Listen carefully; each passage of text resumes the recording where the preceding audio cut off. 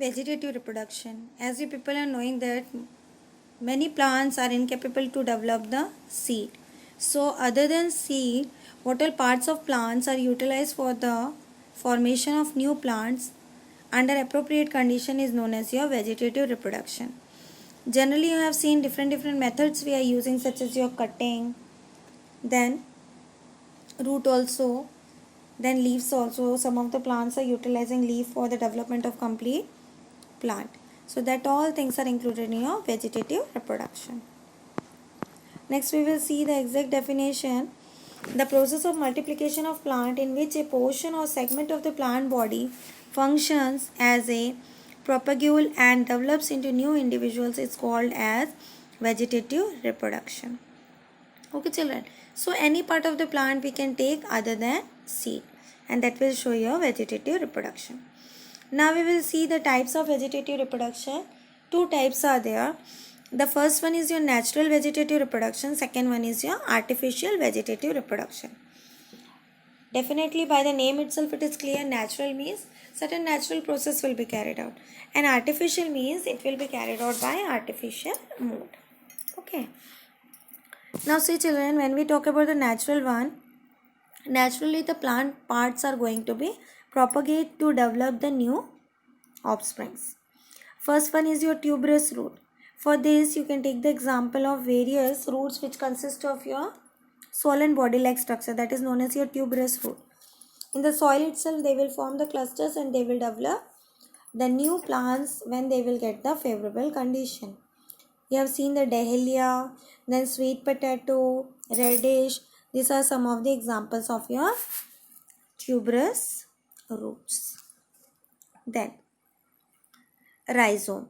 Here when we talk about the rhizome, you have seen the ginger when your mother used to bring from the market.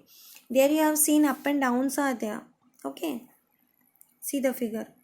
Nodes are there and internodes are there. As you can see, the linings, that is the rough edges, are your nodes and the smooth surface are your internodes. And in between, that particular lines had been drawn, that will be your scale leaves. Then at the corners, pick-like structure is there, that is your bud. One lateral outgrowth is there, that is known as your bud. And this all is having adventitious root. They all are your type of your adventitious root. When we talk about the radish, they all are your taproot. In the same manner, you can see the vegetative propagation in potato. That is, potato is also a modified stem. Here, you can see eyes are there. That is over the surface of the potato. Margins are there. That is known as your eyes. And that swollen form is your tuber. That consists of your storage food material. Okay children, here one more thing. These nodes are only responsible to develop certain new plants over that old plant. And from that you can separate and we can increase their number. Next one you see the stolon and sucker. What is your sucker? Sucker is generally a horizontal movement of your stem. And the vertical branches are the main stem. And the horizontal one is your sub branches, you can say. Example is your mint. You can see very nicely the mint one, how it is. Horizontal is moving towards the soil and verticals are moving towards the upper surface, that is towards the light. Then colcaceae is given. Colcaceae you can see, that is the arabi. Here also that same thing. Horizontal surface is there and in a clusters they used to form the leaves, that is the parents one. So what's the basic difference? In that first case, that is in the sucker case, the example of your mint one, figure number 8, that is having single twig. And here the stem is well developed, leaves are well developed. But in case of your stolons, here what happens actually, the stem development is going to take place beneath the soil. That is either in the water surface or beneath the soil. And they will present in clusters. The leaf are in your clusters. So that is known as your stolon. So that is the difference between the sucker and stolon. Both are having adventitious roots. Okay children. Next one is your bulb. You have seen the onion, you have seen the garlic, how ball like structure it is, and inside that circular disc are there, vertical disc are there, and each disc and each circle is concentric ring is capable to develop the scaly leaves, and they will form the complete plant. Reproductive leaves. For this you can take the best example of your bryophylla. See here. This is the diagram of your bryophylla. The margins are responsible to develop certain new plants. Then begonia. Begonia is also showing the leaf modification, that is the leaf is going to develop the complete plant.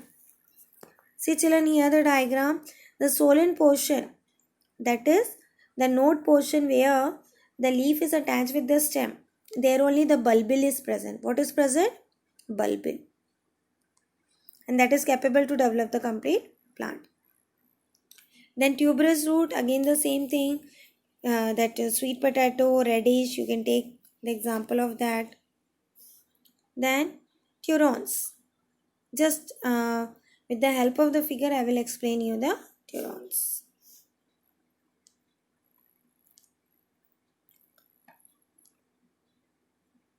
Next important point is your artificial or horticulture method of vegetative reproduction. Again, it is artificial, that is totally man-made.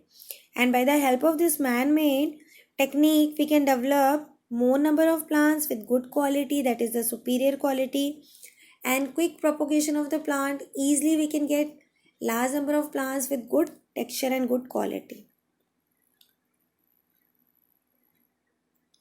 The first method is your cutting. For cutting, you can take the example of your sugar cane. Each node and internode, what we will take one small twig, and in that twig, that the stem of that sugar cane, node should be there and the internode should be there. The node is capable to develop the leaves, and after certain time duration, what will happen? It will develop the complete plant. It will develop the complete plant. So, node is only the generative factor for the vegetative propagation. Then root cutting, stem cutting, leaf cutting. For root cutting, you take the example of guava, citrus fruit, turmeric. Means if you are planting the root, easily that complete plant can be developed. Leaf, the best example is your bryophylla. And for growing that all things, what is needed? Certain medium is needed in artificial manner, that is the plant growth hormone or special growth hormone. Here, that special growth hormone is your indole acetic acid, then indole butyric acid, naphthalene acetic acid. So they are taken at appropriate quantity and it will be added with that medium and it will grow. Next important method is your layering. What is layering? Here, as you can see at your home also you have seen, when anything we are preparing by mixing 2 or 3 items, what we will do, one layer of this, then one layer of that, and so on, we will make one thick. Suppose you take the example of your cake only.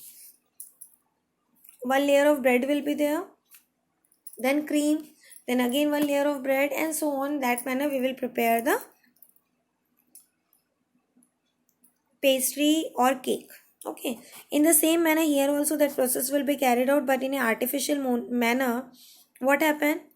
That particular branches are going to be developed vertically, but some of the branches man-madely, it will be just pressed or bent towards the surface of the soil. As we are bending towards the surface of the soil, what will happen?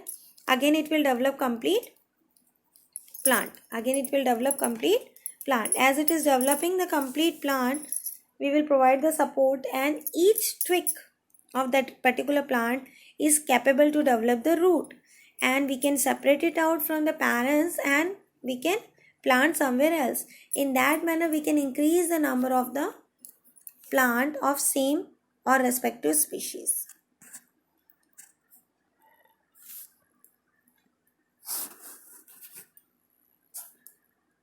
See children, here the node, that is the solen part, that will be your node. It will be harder in nature, and in between the portion which we used to grab, which we used to have, that fleshy juice, that will be your internode. The buds are developed, and that buds are only capable to develop the complete stem.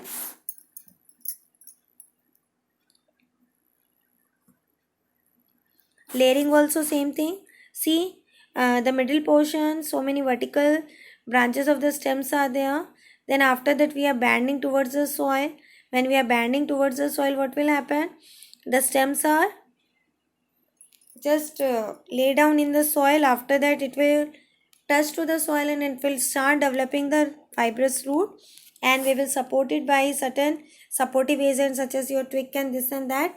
Then after certain time duration, 1 week, 15 days, it will develop the root, and by the help of that root we will separate it from the parent's body and it will be planted again.